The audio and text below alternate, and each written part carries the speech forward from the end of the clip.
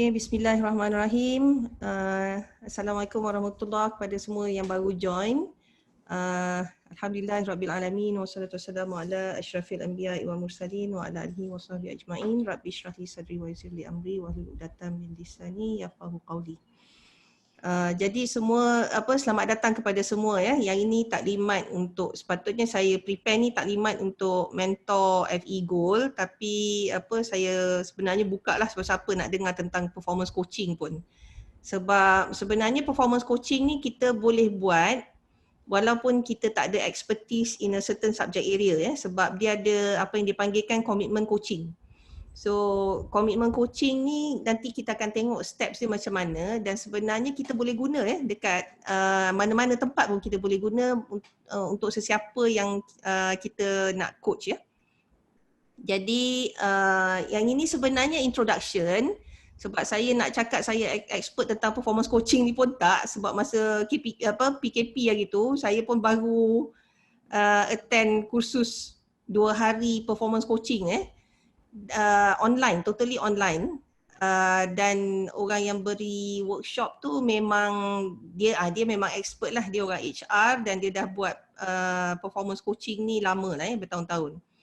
Now bagi saya performance coaching ni dia ada similar skills bila kita nak facilitate So facilitation dalam performance coaching ni, kalau kita dah biasa facilitate macam projects, problem based learning ke team based learning dalam kelas, kita tahu bagaimana nak facilitate, nak tanya students, nak get them into a discussion. Sebenarnya dia tak susah sangat sebab dia cara nak buat tu dia ada banyak similarity dia. Okay, so kalau kita lihat apa itu sebenarnya performance coaching Now, just to see if what kind of ideas you have or expectation tentang performance coaching ni, boleh tak semuanya tolong buka Mentimeter? Okay, 16 orang, habislah masa. Okay, kita tengok apa jawapan dia. Okay, ini sebenarnya dia yang part of performance coaching ni, player wants to win. Dan it's relationship building Now, dalam performance coaching ni, kita nak increase dia punya performance Jadi player tu mestilah somebody yang already committed Jadi bukanlah dia somebody yang kita dia tak nak main, kita kena pujuk-pujuk dia main Dia tak nak buat tu, kita pula pujuk dia buat. Tapi sebenarnya dia memang tak. The player already wants to win. The player is already committed. So that is this is performance coaching Dan coach, actually as the coach, we do not determine the goal. Nanti ada cara macam mana we want to get the goal from them. We want to get the commitment from them. What kind of goal, what kind of commitment, what success looks like, semua nanti kita akan tengok macam mana nak dapatkan tu. It's about relationship building. Kalau tak ada relationship, habis. Then there is no trust. So relationship building is very important in performance coaching. Dan kita sebagai coach, we do not tell the player what to do, but we discuss what they would be best for them to do, what are the things that would be suitable. Lepas tu dia yang commit Kita tak beritahu dia directly. Dan dia bukan solve on the problem Kalau solving a problem ni lebih pada counselling. Okay? So kita performance coaching ni bukan pada orang yang problematic sebenarnya. Okay, so thank you very much for your participation. So performance coaching, kalau tengok dia punya definition dia, it's actually building a relationship, determining the player's goal. Player tu nak what do they want to reach? The player wins. So coaching is for winning. What does winning looks like? So yang itu pun kita kena determine dengan player tu Dan what would be sustainable achievements. So kita coach dia sampai dia sendiri tahu apa yang dia boleh buat Dia gain confidence. So it's about confidence building juga. Now, dan we coach them until they know that when they would need a coach. Now, satu, kita sebagai coach ni, the coach can see how the players play. Jadi we would be the best person to give feedback. Sebab player ni masa dia main, masa dia buat, dia tak nampak performance dia. Ya, dia akan ada blind spot on the performance. So kita akan help them to see the blind spot. Ya. So performance coaching ni walaupun saya bagi terminologi dia player, dan memang kalau kita baca tentang performance coaching pun dia akan cakap player, it doesn't have to be a sport. Yeah, it can be any kind of goal. Yeah. Okay, now ini some terminologies lah supaya we have a clear picture of what is what bila when we are managing people, when we are working with people. So managing is actually telling and monitoring a person to produce a predetermined outcome. So there's something to be done. This is what we want to get, and we just tell that person this is what you have to do, and then we monitor. Kalau then we tell them again, we monitor again, tell them again, monitor again, show ni outcome dia, this is your KPI, ni mesti reach this thing. That is managing. Now mentoring is advising and passing knowledge to a person. Then the person who is the mentor has a position of experience. Yeah. So when we say experience, mentoring ni can also be from somebody younger if in that certain field that person actually has more experience in that area. So mentoring ni it doesn't have to be from somebody who is older or more senior. Counselling, yang ini counselling tadi when before I went to that workshop on performance coaching, I was thinking that coaching can also be about solving problems, tapi sebenarnya it's counselling. So if somebody is facing a problem and we want to listen and advise them, give feedback to them, that is actually counselling. It's not coaching. So orang yang ada problem ni, counselling is more suitable for them. So and then ni leading. If we, how they define leadership is what we do is we convince a person or a group of people to follow the leader, to follow us, kalau kita ni jadi leader, to change the future or to change in doing something, leading them to somewhere. So this is leadership to a certain aim. Now kalau performance coaching pula, having a person win. That means winning ni can be to reach his or her goal, to reach a certain aim. Okay, bila dia reach tu, dan that means dia dah menang lah. Okay. Now, so kita tengok tadi ni teaching ni tadi saya tak define sebab teaching ni is actually how we define teaching is actually it depends on our teaching philosophy. Ada orang teaching ni is about passing information. Ada orang teaching ni is about letting the learners construct meaning from what they do or from what they have done to be applied. So tengok macam mana our own teaching philosophy. Sebab tu teaching ni saya tak define sebab there's a variation of teaching philosophy sebenarnya. Now, cuba kita lihat. If we want to go from somebody yang ini dia ada quadrant ni, it's a will versus skill punya chart ni. So yang ini somebody yang ada low will, low skill, dia dekat this quadrant. Okay, dekat the quadrant on the left hand side. Kita katalah ini first quadrant lah. Second quadrant dia ada low dia ada low will tapi dia ada high skill. Ni orang yang terror tapi dia punya semangat dia lemah. Dia tak motivated. Now, yang ketiga ni, yang atas ni, orang yang dia tak ada skill tapi dia semangat dia tinggi.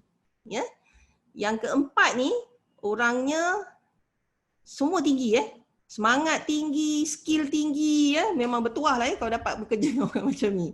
So kalau if we identify somebody yang daripada low will, kita nak jadikan dia high will, can you think what we can do? Counsel. Counsel the person. Lagi? Okay, thank you for your attempt. Okay, counsel lagi? Ada apa-apa lagi tak? Dia ada low will tapi dia ada low, dia dekat sini tapi lepas tu kita nak naikkan dia punya ni. Motivate. Inspire boleh juga. Okay. So those are possible suggestions, give reward. So kalau macam boleh tak, kalau tengok dekat sini kan yang choice ni semua kan, teaching, counselling, mentoring, managing, leading, coaching, apa role kita kena ambil? Katakan orang tu dia memang dah ada high skill tapi sekarang ni dia tak motivated ataupun dia tak ada komitmen, will dia rendah. What should we do? Yang ini problem quadrant ni memang problem, susah lagi sebab dia dua-dua tak ada. Tapi katakan dekat sini, somebody ni memang really skillful, dia pandai sangat, dia macam-macam dia ada skill, tetapi dia ada low will. What should we do? Give him a purpose, leading. That is very good answer. Okay, macam mana kalau orang yang low skill tapi dia ada high will?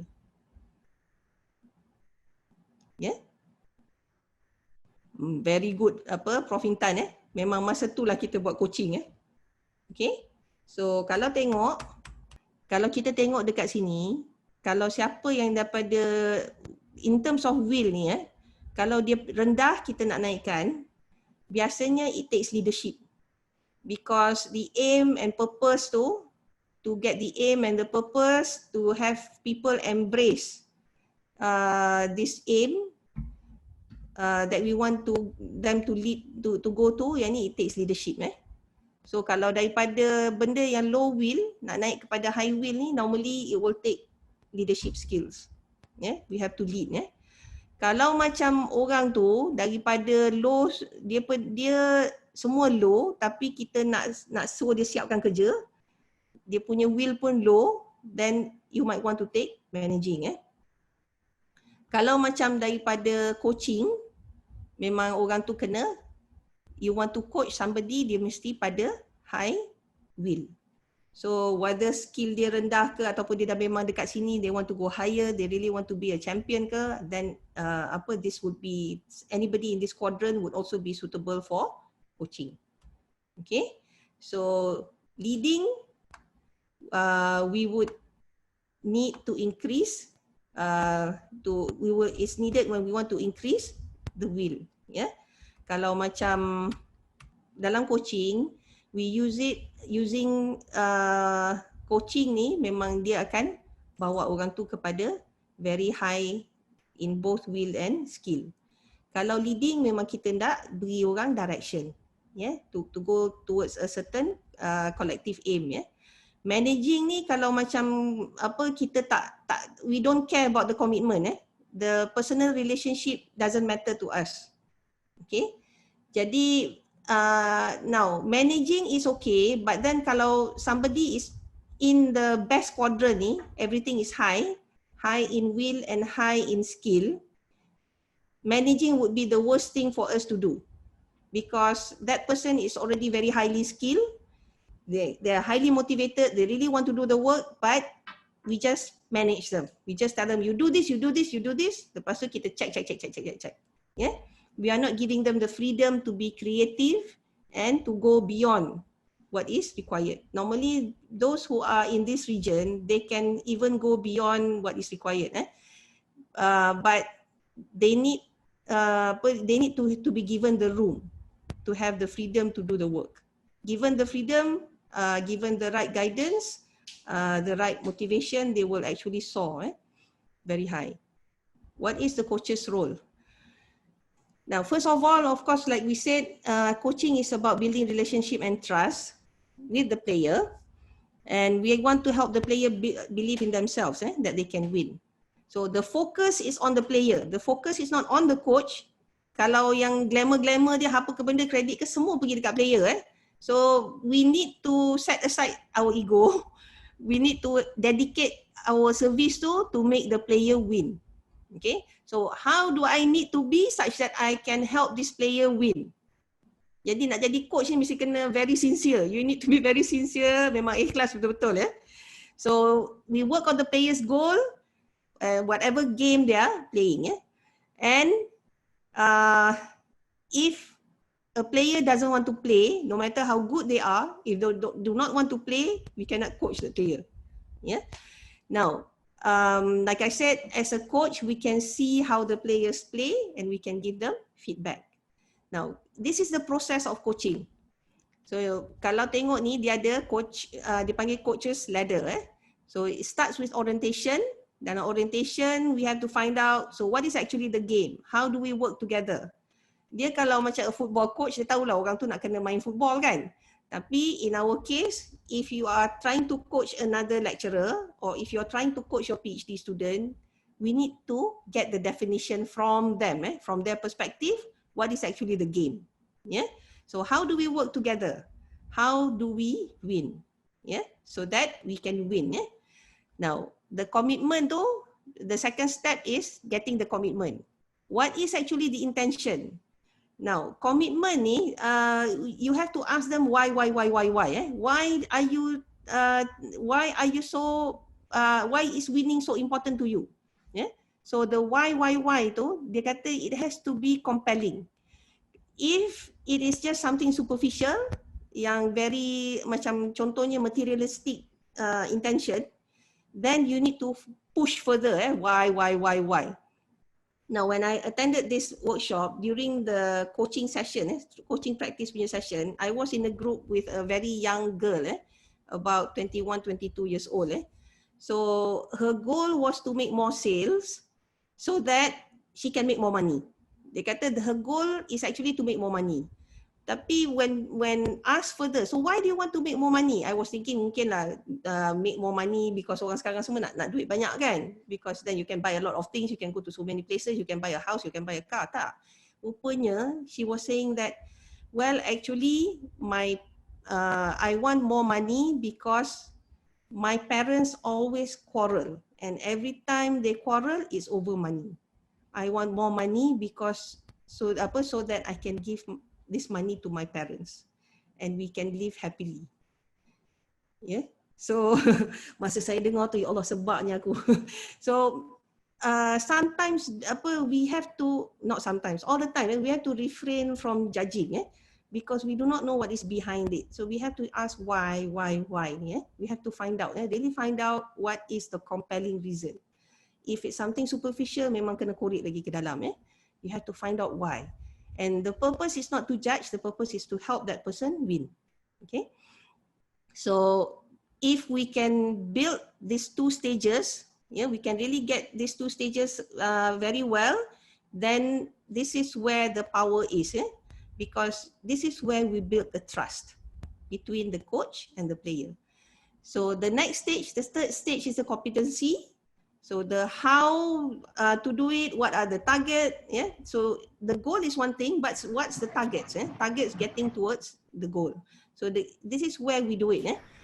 The next stage is the correction. Now, correction is we enter the correction stage if the player was able to win, tapi suddenly they begin to lose again. So maybe something is not right and something has to be changed and corrected. So this is the correction stage. And finally, the ability stage. This is where the player can actually stand on his or her own. Now, please pay attention to these two stages, because I'm going to simulate a coaching session with Dr. Farah. So Dr. Farah is a fellow at CEE. We attended the coaching workshop. Actually, 3 of us attended the coaching workshop. Dr. Farah, saya dengan Dr. Syed Hilmi, my husband. So you need to understand these two stages sebab nanti kami akan Dr. Farah and we will go through a simulated coaching session. You can try to identify which parts we are aiming for, what we are trying to do, and then lepas tu we will put you into breakout rooms. I'm using Zoom, I'm not using WebEx because this is my Zoom account is a paid account. So I can send you into breakout rooms and we will simulate a coaching session. Okay.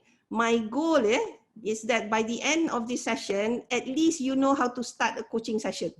Boleh Okay.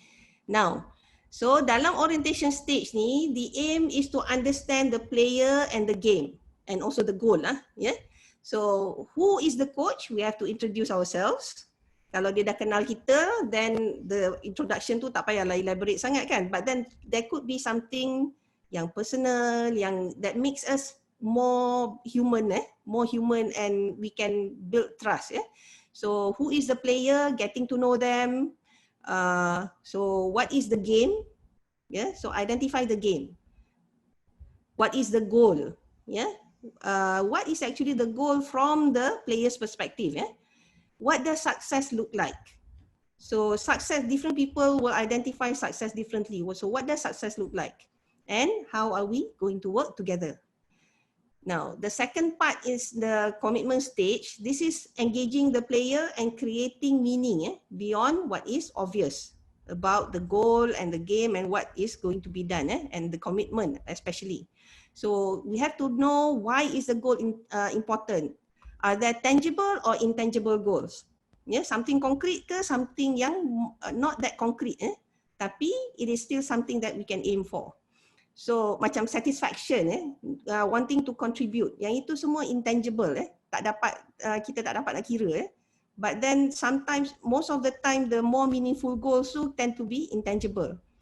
So be curious. We need to be curious and explore. Bukan jadi pak sibuk, tapi because bila jadi coach ni, you really need to push deeper and deeper and get to know that person and the goal. Why tu memang kena selalu tanya. Tapi jangan tanya why aja.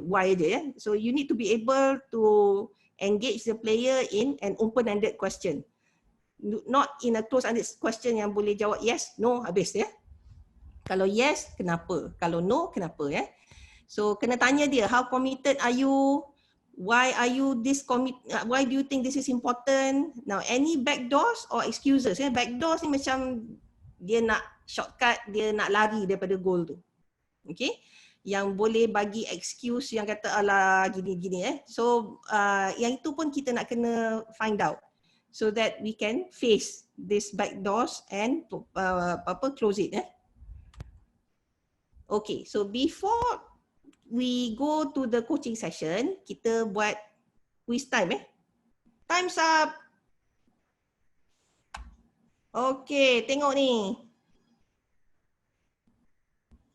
So, not part of the coach's ladder Ayo, ada yang tak perasan kot not ni sebab ramai jawab mana yang part of the coach's ladder.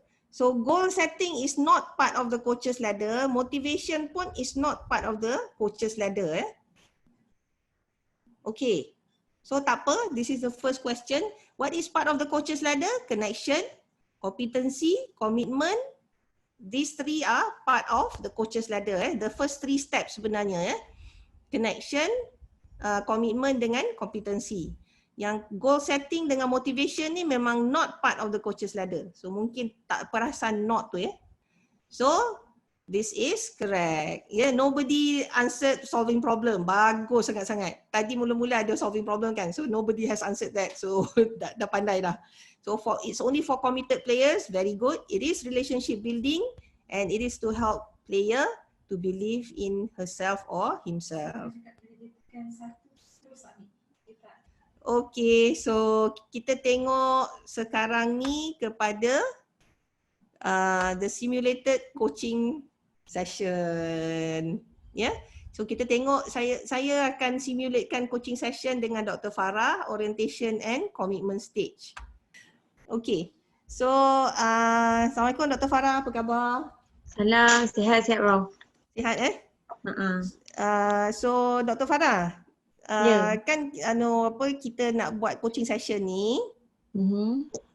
So saya ni dah lama lah juga saya buat coaching ni untuk staff akademik. So walaupun background saya chemical engineering lah. So mostly kita dah bincang hari tu, kita nak coach in for you in academia, what it means for you in academia kan. Masa kita bincang hari tu. So saya ni sebenarnya dah ada cucu. 2 dah cucu saya. Anak saya 4. So masa saya umur Dr. Farah pun anak saya 4. So mungkin kita boleh discuss lah about what's your plan, what's your aim semua. So So Boleh. coaching session ni untuk 3 bulan. Ya, duration dia max 3 bulan. Lepas tu saya propose biasanya kita jumpa 2 minggu sekali lah. Okay, Ke macam tu? boleh. InsyaAllah mungkin boleh cuba. Okay. So mungkin Dr. Farah boleh ceritakan tentang diri Dr. Farah? Bismillahirrahmanirrahim. Nama saya Farah. Saya dah berkhidmat dengan UTM daripada tahun 2010. Ada cuti belajar, sambung belajar semua, tapi daripada 2010 lah mula dengan UTM. Masuk masa daripada lepas bujang. undergrad lah. Mula Masa daripada lepas bujang undergrad sampai dah anak 3. Okay. Oh, anak 3 sekarang? Dah anak 3. Semua Hmm. hero. Semua rapat-rapat. Ya. Berapa umur dia orang? 6, 5, 2. Okey, memang tengah hebat lah tu. Tough time lah for me. Tough time, memang hektik. Saya sekarang ni berkhidmat di bawah SOE, School of Education. Saya banyak buat research. Some of the time saya ada join banyak juga projek-projek bawah profesor-profesor lain, pensyarah-pensyarah lain. But most of the time I did people works and rarely about my own stuff lah. Jarang lah saya dapat betul-betul sit down and fokus benda yang saya nak buat. So what is it that you want to do? Bagus soalan tu. Apa sebenarnya yang saya nak buat? Saya nak belajar. So benda yang saya teringin nak buat adalah saya nak sit down and belajar. Nak belajar apa tu agaknya? Sebab nak belajar pun dia banyak belajar kan? Buat PhD pun dah lepas dah ni nak belajar lagi. Saya rasa the last time I really learn adalah masa buat PhD. Habis PhD betul-betul macam cik semua punya style belajar lah. Kita lompat sebab nak everything semua benda dalam fast pace kan. So semua So, benda saya belajar dalam bentuk ni? budak buku kan. Tapi memang macam cik semua lah sekarang belajar. Dia belajar celup-celup je orang kata. So tapi saya teringin sebenarnya nak belajar more on research beyond daripada sekadar memfokuskan kepada kajian di sekolah. Sebab sekarang bidang saya banyak kepada pendidikan fizik di sekolah. So saya nak keluar daripada cabang tu lah kononnya, angan-angannya. So any particular area that you have thought of? At the moment yang saya berminat adalah engineering education. Sebab dia lebih besar bidang dia berbanding saya punya bidang. Bukan bidang saya bukan bidang saya narrow. It's just that competition in my field is terlalu menakutkan kadang-kadang. Semuanya very competitive. Tapi dalam engineering education dia masih banyak area yang masih saya boleh tap. Yang dah saya boleh explore. Sebagai novice nak compete sangat dengan orang lain pun kita pun takut juga kadang-kadang. Sebab saya pun tak tahu apa saya nak compete. So saya basically just observing most of the time people's work. How they do, what they did kan. And start dreaming lah apa aku nak buat dengan kerja aku ni. So any other reason why you want to go into engineering education? Selain daripada it's not as competitive, what do you actually aim to do? I am very good at research methodology. When people give me tasks on how to do research, how to design, what kind of data, because I can work with both data. Saya boleh bekerja dengan data quali, saya boleh bekerja dengan data quanti, saya boleh buat any kind of research design. So I'm very good at designing research for social science. So I think that is my core as a researcher. Jadi and bila saya berpegang kepada social science, so saya tahu saya boleh pergi ke lebih banyak bidang selain daripada pendidikan di sekolah. Sebab tu saya melihat kepada engineering education sekarang ni. It's a blue ocean lah bagi saya. Bagi saya it's a blue ocean for me. Untuk orang sains macam saya. Okay, so now what I can see is that you are defining yourself as a social scientist rather than somebody limited to just education per se, educational research method macam tu lah. Lebih pada social science research. Yeah, social so science. You do not want to limit yourself to school punya education in school punya research lah. Saya to go out of that. I want to go beyond I want to go beyond that, but I don't know where to begin, what to start, how, when to start pun saya tak tahu. So it's just a dream to me So you are at the you moment. look at engineering education as a blue ocean, as a field that has a lot of potential and Yes, opportunities. for me, yes. For those who works in STEM, because I Mm. did STEM for school. So engineering education ni dia lebih blue ocean lah bagi saya. Competitionnya kurang. Dan So bidangnya lebih besar. in addition to it being a field that has a lot of opportunity, how do you see your contribution to the field other than the research methodology itself? At the moment, apa yang saya buat Prof?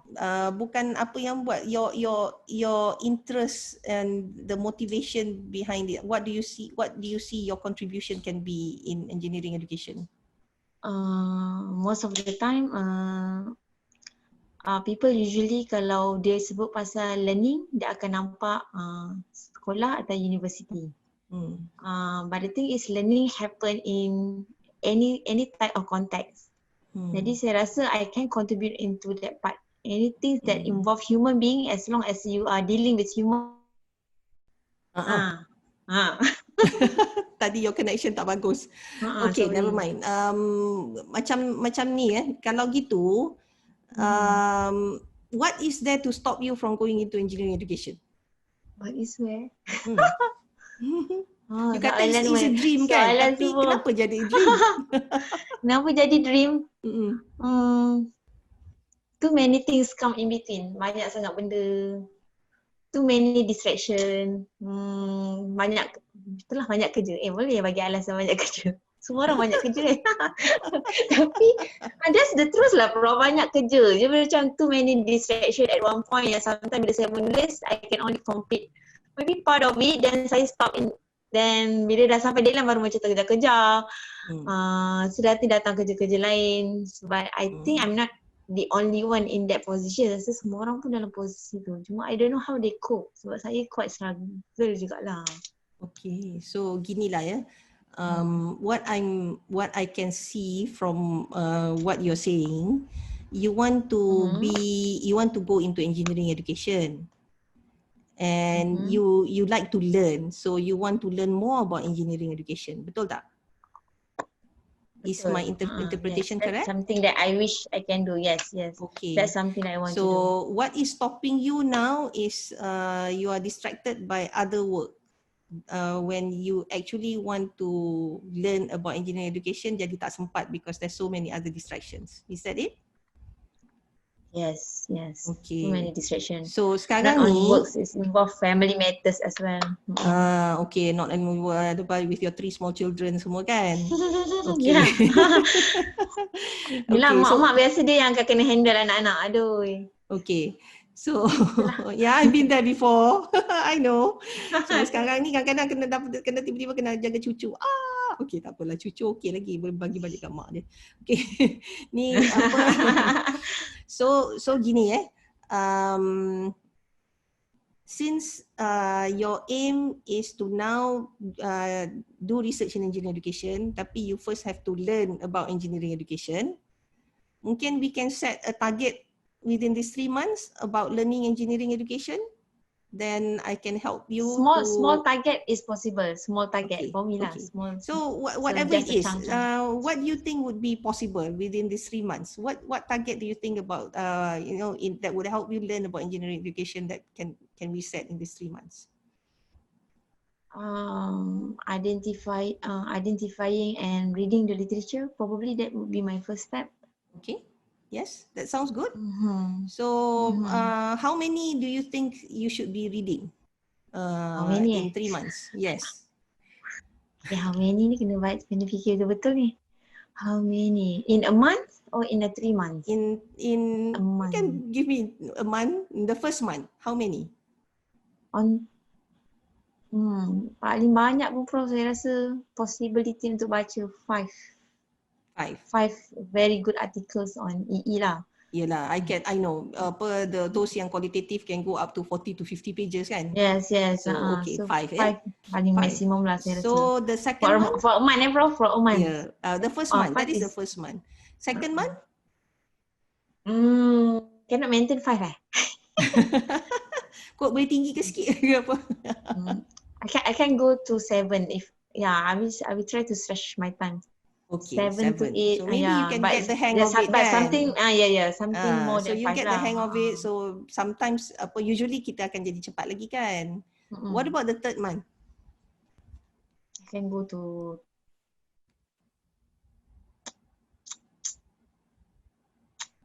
10. 10, tak berani. Can we set 10 first? Okay, Yeah. so dia 5. The first month is 5. Second month is 7. Then third month is 10. Okay? So boleh Dr. Farah? Boleh kot cuba. Okay, insyaAllah. So I'm sure you can do it. Kena try. Yes. I think my problem is finding the right time or finding a time to sit down and learn. Okay, so how can you find the time? Do you aim to find long stretches of time at a time, in one go, or perhaps short spurts, but then in between things? Yeah, in between things is possible for me. Oh, okay, that's good. Then you can always have an article with you. Yes. And read in between. That's possible. Just to have 1 hour a day. So your aim is to have at least cumulatively 1 hour per day of reading. Yes, forcing myself to read 1 hour. Okay, that's good. So I can see you again in 2 weeks' time, and if you can make a table of how much time cumulative actually you manage to find the time to read, that would be good. So we can go through it. Okay. Boleh? Alright, yeah. So meaning that I have to jot down whatever the things that I want to achieve by the month, and you are going to monitor that and to assist me. Every day how long you manage to get. So boleh juga lah kan? Boleh. Then we will discuss again my commitment whether or not I can complete the 1 hour. Yes. Reading time, So that's good. Okay, so that's the coaching session for today. So see you again in 2 weeks. Thank you, Prof. Okay. So everybody, that's a simulated coaching session. Ada ni tak sekejap Saya ni mana saya punya chat pergi? Saya tak nampak. Ada cakap ni real coaching ke? Oh, ni real coaching ke? Saya beritahu Dr. Farah. Kita simulatekanlah coaching. So tapi saya kata biasanya coaching ni walaupun kita buat simulated, bila dia nak berlakon, nak tipu dia tak jadi tau. So memang part of it is real lah. So that is how it looks like. Boleh nampak tak? Can you identify what we did tadi in the coaching steps? And each of you kena take turn take the roles. Dia ada role of the coach, the player, and the third person is the observer. So coach ni, you will be the coach and coaching the player. So each of you kena fikir nak kena coach tentang apa. Player ni nak kena coach tentang apa. So coach dia akan respond lah. Make sure you go through the orientation and commitment stage tu Observer, you observe, take note, lepas tu time, you keep the time juga and then you give them feedback on the coaching session. Semuanya dia go through tu okay tak?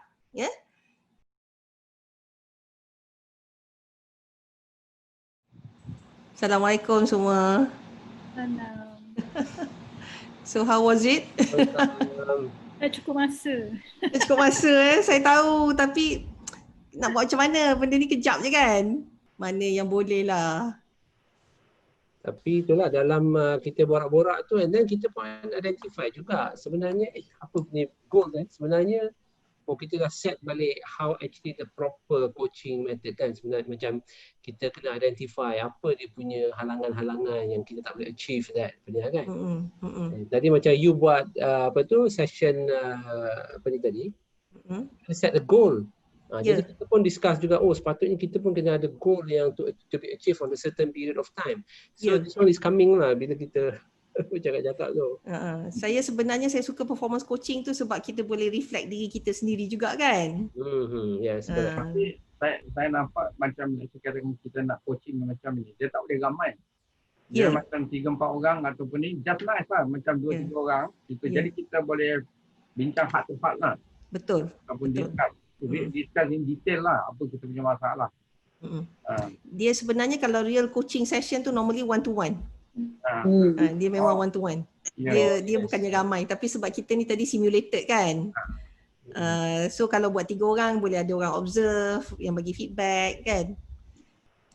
You all dah tengok saya buat coaching dengan Dr. Farah dan tadi cuba buat coaching sendiri kan ataupun dapat bersembang kan tentang the first 2 stages. Boleh tak reflect over the first 2 stages tu tadi dan what did you learn from it? What did you find yourself thinking about? Ke ada light bulb moment ke, ada something yang trigger yang nampak insights ke?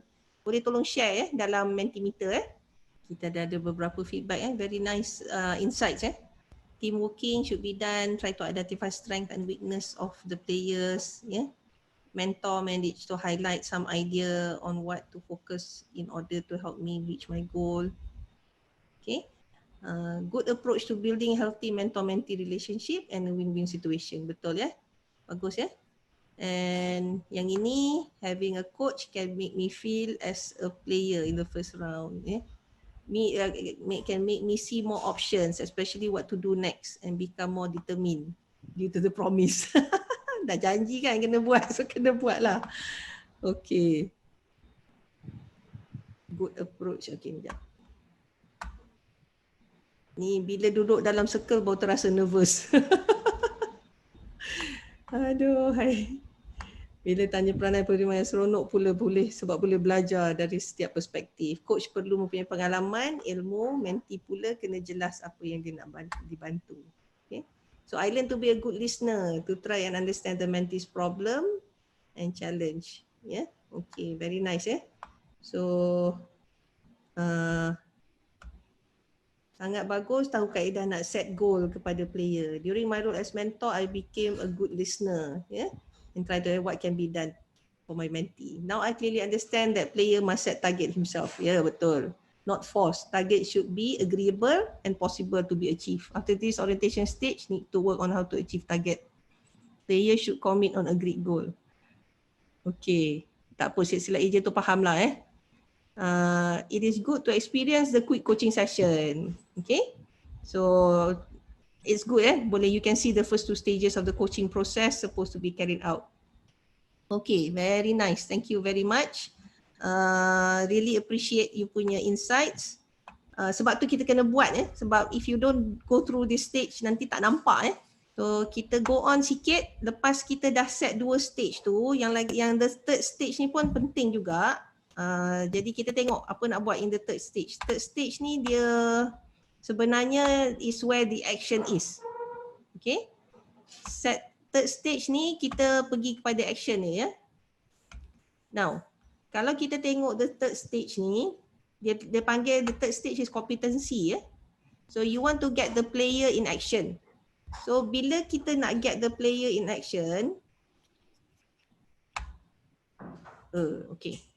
Dia ada 2 satu concentration, satu lagi momentum. Okay. Now concentration ni dia the building up part nak dapatkan the confidence bila baru nak start. Masa tu dia ada habit of losing dia tak dapat nak sampai target dia. So itu yang dia kata habit of losing Asyik tak dapat dia dah set target tak dapat. Dia kata nak tulis paper banyak ni tak dapat lagi. So ini dia masa tu tengah build up dia punya ability tengah build up baru nak cuba Jadi sebenarnya semua orang kalau dia tak biasa buat sesuatu, dia akan start daripada dia starting part dia slow Masa ni dia tengah buat concentration. Concentration ni baru nak get the things the habit going, baru nak cuba, baru nak get the wheels oil So masa tu slow lagi. Tapi once dia dah dapat reach the target, once, twice, lepas tu the third time dia punya momentum akan datang. So bila momentum akan datang, dia akan pergi laju. dia akan cepat sangat ya naik. So kalau macam kita ni sebagai coach, we should understand that yang ni curve dia, performance versus time ya. Mula-mula dia slow ya, tapi lepas tu dia akan pergi laju. Kick off. Kalau macam manager pula, biasanya target dia banyak ni, so dia akan simpan potong okey yang ini banyak ni juga, dia expect benda tu straight line. Tapi sedangkan kalau itu adalah sesuatu yang baru, most people this is not natural. Ya, yang linear punya line ni memang tak natural. Biasanya initially kita akan slow, lepas tu baru naik. So dalam competency stage ni, dia baru start ataupun dia dalam breakdown ya. Dia dah mula-mula dah okey, lepas tu dia breakdown balik Dia a habit of losing. So masa ni dia tengah learn, stress dia very high, dia struggling. It's not that fun because it's slow. Ya, jadi masa tu kita kena banyak motivate dia Kita kena banyak bagi dia buat confidence building Dan at this time, if you have put in a target, normally dalam concentration stage ni kita tak increase target until dia dah hit the target. Lepas tu dia dah hit once, twice, baru kita start increasing ya. So the aim masa stage concentration ni is to meet and exceed the targets. Make them in a habit of winning ya. So don't panic kalau macam tak sampai, but continue at it Dalam momentum ni is very high energy, very fast progress, dan kita boleh increase lagi dia punya target. So dia masih ada stress, tapi this is creative tension how to make it better, how to be more creative. Okay, jadi coaching ni is more collaborative, less protective. Bukannya kita nak protect dia sangat daripada disappointments. Jadi kita raise the bar and keep raising the bar until they really excel So kalau macam when we raise the bar dan dia masih tak dapat, so dia akan pergi balik pada concentration stage. So that is normal bukannya bermaksud they are losing, tapi this is just a process of getting them better. Now, jadi to produce results, kita mesti ada relationship and challenge. That is why relationship building ni is very important Kalau kita setakat ada relationship sahaja, relationship without challenge tu dia ada dalam the first column tu memang kita nice and friendly, semua happy-happy, the popular, tapi low energy Low energy, dan sebab tak ada stress or tension untuk movekan kita So very low creativity tension, tak apalah, tak payah buat teruk-teruk sangatlah, kita baik dengan orang tu kan. So poor results dan no competition at all. Tapi instead kalau kita challenge without the relationship, it is not sustainable. Initially boleh lah tapi lama-lama the player will burn out because pressure is always very high, it will create conflict. Yelah dia comply, tapi lepas tu dia will get so stressed up and they will try to avoid us And finally kalau dia dah burn out, they may resign dia tak nak jumpa kita dah you're destroying me kata dia. So dua-dua kena ada So kalau kita dapat meet the correct balance of relationship and coaching, so nanti dia akan excel. Tapi at one point nanti bila dia excel, there will be some changes nanti it's normal for them to jadi lose balik they get into the habit of losing balik because some things would have changed So masa tu kita buat correction coaching. So correction coaching tu kita kena analyse balik what's not working, what's missing, what should be changed, what are the things that are not the same anymore. So we set the goal balik So dia balik-balik lah, kita define balik. So kita go back to that stage balik define balik or buat commitment balik and then go through that the competency stage again. Okay, so that is it, the whole stage. Saya beri overview sahaja, but then this is, I think, knowing the overview, you can also explore if you're interested. Dan ada banyak bila saya Google tentang coaching ni, at least you have an idea of the stages that we will go through and what's the overall view when we want to do coaching ni lah Sebab something to remember. Kita selalu kata orang ni ada problem, so let's buat coaching ke mentoring untuk dia. Tapi orang ada problem tak boleh buat mentoring, tak boleh buat coaching. Instead, yang itu kita kena hantar counselling. Ya. Tapi yang dah memang okay ni, yang baru masuk ke apa ke, they are very motivated, memang dia nak buat, then they are suitable for coaching ataupun mentoring. Okay, completely change my idea of coaching. It is a systematic process that requires skill and knowledge to perform well. Betul Okay, assist us on how to manage people in better ways and approach the guided steps. For example, setting goals, what are the hindrance factors that hinder. Okay, period, kena set period to monitor the performance. Okay, betul kena find out obstacles and reflect on achievement. Okay, that's good. Ada lagi? Siapa-siapa lagi? It's good to have more of this session. This is capital building. Memang betul. Masa kita orang pergi tu kata, alah, hai, apalah aku ni dah tua-tua ni baru pergi. Kalau pergi muda lagi pun lagi bagus. Yeah, we need to train with proper coaching approach. Memang betul.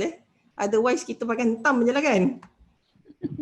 Okay, yang ini ada lagi satu soalan. Does player also need to know what we are learning today, or coach simply engage player without player exposure? Okay, normally kita tak perlu nak terangkan sangat pada player, tapi kan masa kita orientation stage tu, kita set the stage, apa kita nak buat dengan dia, apa kita punya komitmen dengan dia, berapa kerap kita akan jumpa dia. So itu yang kita terangkan. Kita tak payahlah nak explain ni stage ni tak ada. So normally kita cuma set sahaja dengan dia apa yang kita agree tu. Okay. So selalunya kita letak orang yang berjaya sebagai mentor. That is not necessarily like betul. Sebenarnya performance coaching ni orang yang ada skill untuk jadi coach. Dia tak semestinya orang yang berjaya. Orang yang jadi coach ni mesti boleh work behind the scenes. Tak perlu acknowledgement. Okay. Yang ini nak use with your research students, relationship building. Betul. Saya I think I'm a little bit better at supervising my students now lepas belajar ni. So okay, terima kasih banyak-banyak. I hope it has been useful. So semoga kita pun dapat membantu orang lain insya-Allah menjadi excellent lah. I wish I have a coach daripada dulu. Tapi alhamdulillah at least dah tahu sekarang. So terima kasih banyak. Assalamualaikum warahmatullahi wabarakatuh.